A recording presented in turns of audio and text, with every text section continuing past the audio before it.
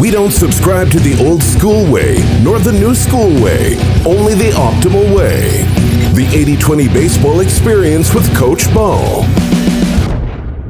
Welcome, coaches. This is Coach Bo with 80-20 Baseball. Hey, in this episode here, we got 3 topics we're going to talk about, 3 different topics. This is the first time we've done this in an episode. In all the previous episodes, we've discussed one specific topic and the different parts within that topic. And in this one, we're going to have 3 different topics. First one, we're going to break down the sometimes true, sometimes not accurate phrase that is very common these days in the baseball community. And that phrase is, this phrase or a form of this phrase, and that is, there's no cookie cutter approach to coaching players. There's about 7 different ways that phrase is said. But that phrase where, there's no cookie cutter approach or there's no one way to coach a player, we're going to talk about how that's absolutely true in some ways and absolutely false in others. So we're going to break that down quickly for you so you have a good idea of, when to use that mindset and strategy and when also to be careful with it. The second thing we're going to do, the second topic we're going to talk about is how the ultimate coach is a coach that's going to use both experience and technology.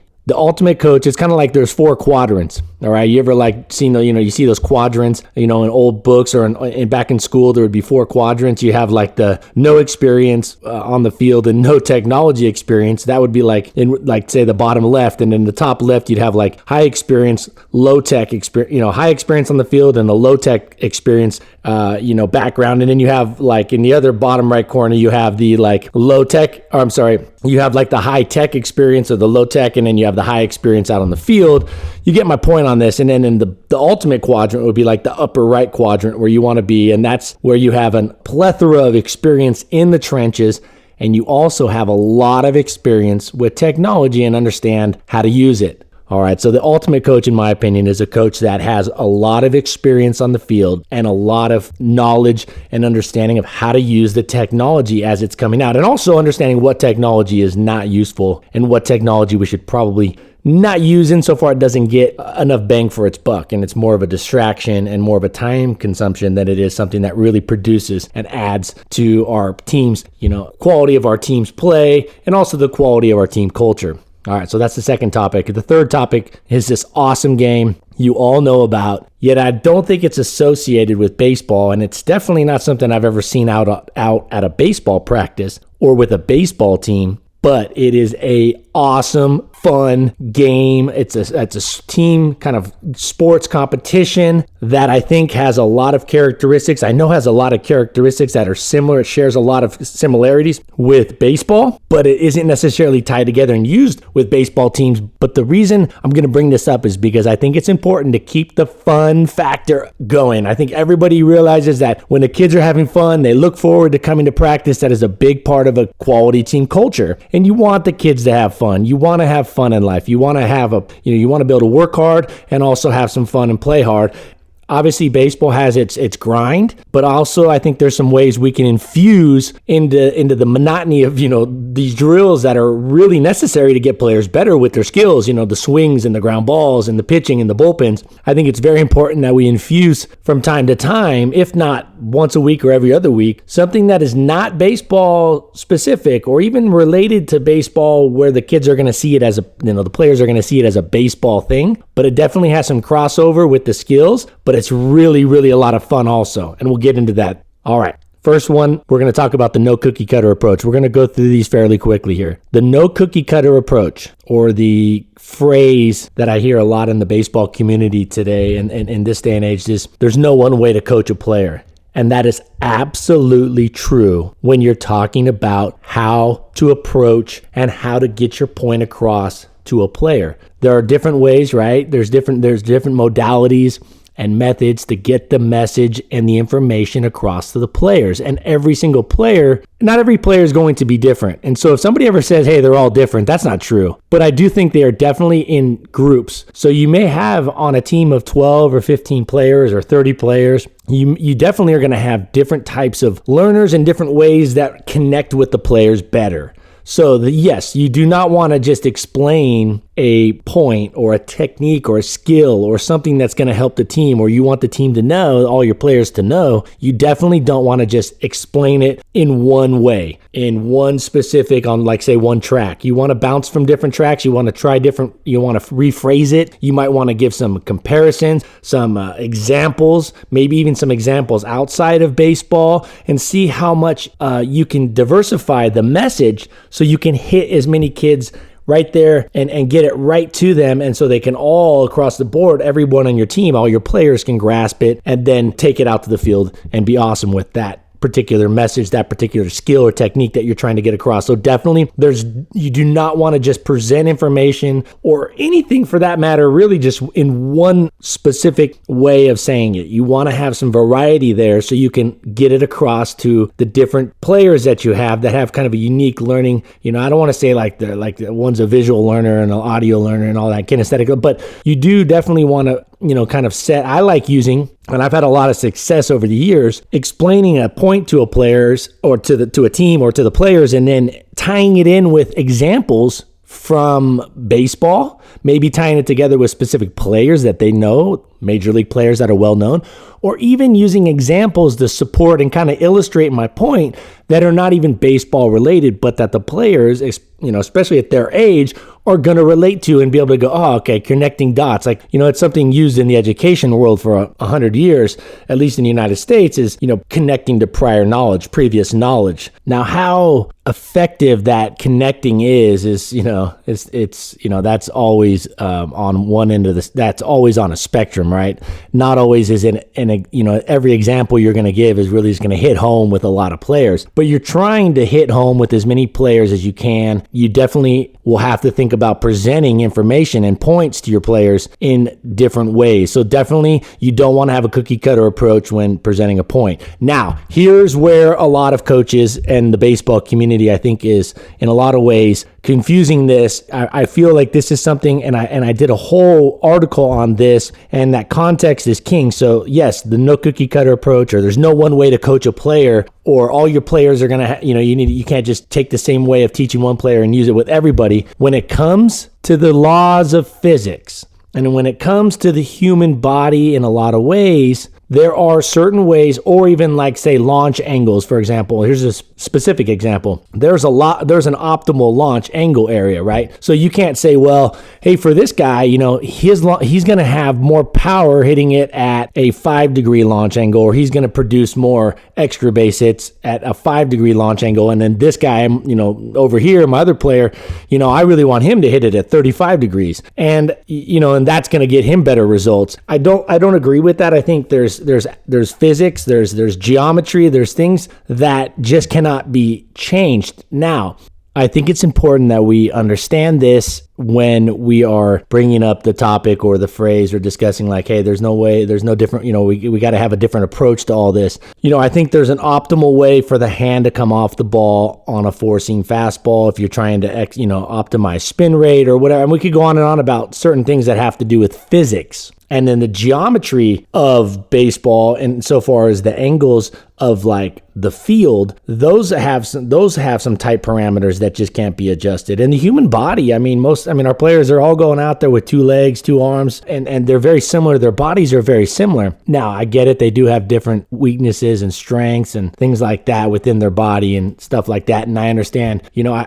different players are going to have a different setup or whatnot. But I really think when you look at all the great players over all time, in baseball, there are a lot of commonalities with how they go about it physically. And like, not just, like I said, physically, but the physiology behind it, but also the physics behind it. With that said, there is no cookie cutter approach. There shouldn't be a cookie cutter approach to presenting the topic, presenting the point. But the point itself, I believe, is something that shouldn't deviate too much and change and be diversified too much. All right. So I think it's, what is a really good jump, a steal jump for a runner, probably going to be a pretty good, if you can find an optimal way, to break or to read this or that, there's probably, or to catch a ball, it's probably going to be the same same for everybody on your team. Now, how you present that to the team is different. So, okay, that was the main point there. We could dive into that more. And if you look at my other, article, you can read the article, or there's a podcast talking about, context is king. So that's what I'm talking about. It's very important when we do this cookie cutter thing and talk about that we understand that the context is paramount in that particular topic. All right. So definitely right on in one way and how we present it. And I think there's definitely something we got to be cautious of when we're talking about physics and things like that. All right. Ultimate coaches use experience and technology. They use both. So this is kind of bad news for you newer coaches. And I'm in the middle. All right. I got 33 going on 34 years of baseball experience. I've been coaching for almost 15 years. That puts me kind of in the middle, right? Because there's coaches that have 40 or 50 years of experience doing this. Now, the coaches that have the most experience, so long as they can stay up with the useful technology, not all the bells and whistles and, gadgets that just sound cool but don't really produce and help get results. If the coaches that have the most experience can stay up with the technology and stay up with the times and the technology, section of baseball and player development, those are going to be the ultimate coaches, in my opinion. Those are going to be the coaches that will be the optimal coach. Now, one of the advantages young coaches have is they're probably a little bit more in tune with the technology, but something that is going to take a lot longer to get is experience. So while you have that advantage with technology, that experience, it takes time to get, and it takes a lot of games to get, and you can only speed that up so much. So the advantage here definitely goes to the experienced coach, because they can add and educate themselves in the evenings. They can study, they can get out, they can use the technology and maybe expedite that learning curve. But I don't think old school coaches should just say technology is bad. I'm telling you, if you're going to be one of those guys, that's not a good way to go about it. You should not look at it like, oh, well, I'm not going to use tech and technology and this new stuff. I absolutely think that you, as an old experienced coach, or a coach that's been around the game, some of us that have been around a long time in the trenches, if you can use the technology that's coming out with all that experience, you are going to be inherently, you're going to be ahead of the other coaches on average, as a generally speaking. Now, if you're a new coach and you are awesome at tech, like I said, you got to grab and get a hold of that experience, and it takes some time. My message here is really for you experienced coaches that have a lot of experiences. I think this is the time you just dive right in and grab the technology that's effective, that's going to help. Maybe it's just one or two or three things that you use. I mean, there's some expensive stuff out there that's really awesome. You have your TrackMan, you have your Rapsodo, those kind of machines. You have things like that can really give you a whole bunch of information. And now you, as an experienced coach, you have all this information about what you're trying to get to. Like, if you're trying to get to a certain, say you're a pitching coach, well, striding right towards the plate, and you kind of understand what the optimal stride length is for each pitcher, depending on his size and his strength. You can kind of see that. You don't really need some, technology, but if you can use the technology to then kind of help sell it to the player, that helps, right? Because if players can see it in numbers, they can see it like that, it really helps you as an experienced coach. So I think technology is awesome for experienced coaches. It's just a matter of saying, hey, I'm going to look into it. I'm going to try to learn about it. And I'm telling you, that puts you in the ultimate quadrant when it comes to experience and technology, the combination of the two. All right. That's my 2 cents on that. Number 3 here, the third topic, dodgeball. All right, we're not going to be dodging wrenches and talking about that right here. We're going to talk about how dodgeball is an awesome game because the players love dodgeball. Man, players are going to love dodgeball. They love it. If you set up a dodgeball game effectively and efficiently, it's going to be a lot of fun for your players. I wouldn't play it at every practice. I'd probably spread it out maybe once every 2 weeks. Maybe it's a reward for your players after a good game, a hard hustle, a hard fought win, or a game that, the players as a whole, the team as a whole showed a lot of hustle, however you want to use it. But I definitely would kind of spread it out a little bit. But I think it's something that you can definitely use to create a lot of different kind of, create a vibe and set a tone in with your players that is competitive in nature, that is a teamwork, working together, but also just that. I mean, let's just look at dodgeball. I mean, you're going to be throwing a dodgeball. You're thinking about, you want to throw that as hard as you can. Think about the movement involved with getting out of the way, the squats, the motions of moving out of the way. I'm telling you, I've coached a lot of dodgeball games. I taught PE for years, and we did dodgeball, and I would get in there with these 17, 18. I wouldn't get in there, man. But I mean, every once in a while I would. But I mean, I would watch these guys, and they're 17, 18-year-old, some of them good athletes. And I'm telling you, they would get a heck of a good workout in cardio-wise. They would build a lot of strength from doing all the movements to dodge the ball. And then they were trying to throw with pinpoint accuracy. So it's something that really relates to you have to be pinpoint. You have to hit, it even makes it even more challenging because you're hitting guys that are moving them. So I'm telling you, dodgeball is awesome for baseball teams to do. They're going to have a lot of fun. You got to work on pinpoint accuracy. You got to work on moving quickly, shuffling your feet, moving different ways. It's awesome. It's explosive. I'm telling you, how you set it up is up to you. I highly recommend that you use those like gator balls. Go on Amazon or wherever you buy your stuff online and whatnot, and look for gator balls or gator skin balls. They don't hurt anybody. You can chuck them super hard. They're about the weight of a baseball. Obviously, they're bigger. They have kind of a nice coating around the outside, but they're foam inside. And I'm telling you, your players will love it. You set up the game. You don't want a huge space. You definitely want to see if you could do it. If you can do it inside, maybe in a cage would be awesome. A batting cage, if you had enough space. You could even do it in tunnels with, say, 2 guys on each team in one batting cage tunnel, right? And then and it's 2-on-2, and then you have like 3 tunnels. So you really have 6-on-6. It's just small little games going on. Get creative with it. I think it's important that the background, I should say the backstop behind the teams, there's something there like a fence, at least for one of them, because you don't want to be spending the whole time chasing dodgeballs. Or you could have your team split in half, and half of the players are going against each other, right? Say there's 4 teams and 2 of them are going while the other 2 teams are behind the game, and they're helping kind of shag the balls and toss them back. That's a good way to do it out on the baseball field, so you don't even need to go into like a cage or into a gym or into some kind of room. All right. So I think I would start with about 6 of those gator balls. You could probably get them for however much, maybe less than $100, $75. You take those out there, you set it up, you have 4 teams right there on the field. Maybe you do it in the infield. You put some cones across the middle of the infield and you let them go at it, right? And you let them go at it and you set up however kind of rules you want to do, competitions that you want to do. And this gets the cardio, gets their arm strength built up. One thing I do recommend is that you do not do this until they are already warmed up physically with their whole body and also with their arms. So get them warmed up. Maybe this is something at the end, if they earned it with a hard work and practice, get them out there doing dodgeball at the end. I'm telling you, you're going to love this. You don't need to do it for more than like 25 minutes, 20 minutes, 15 minutes. If you went 30 minutes, you'd be definitely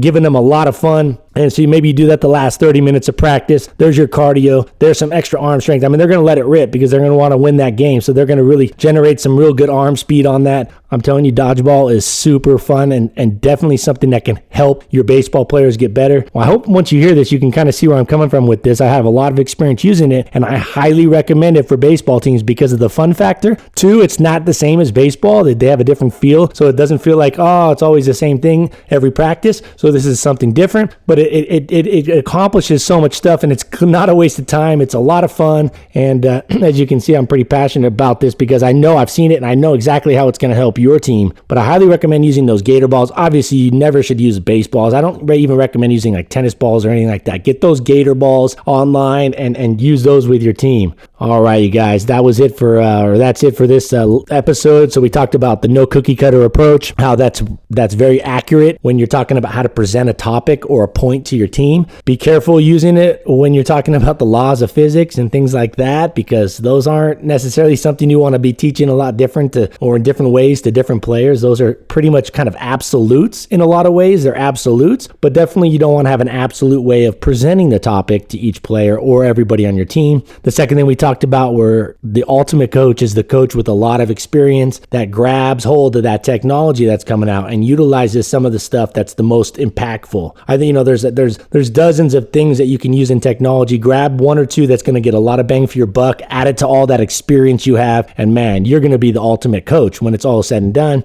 And dodgeball.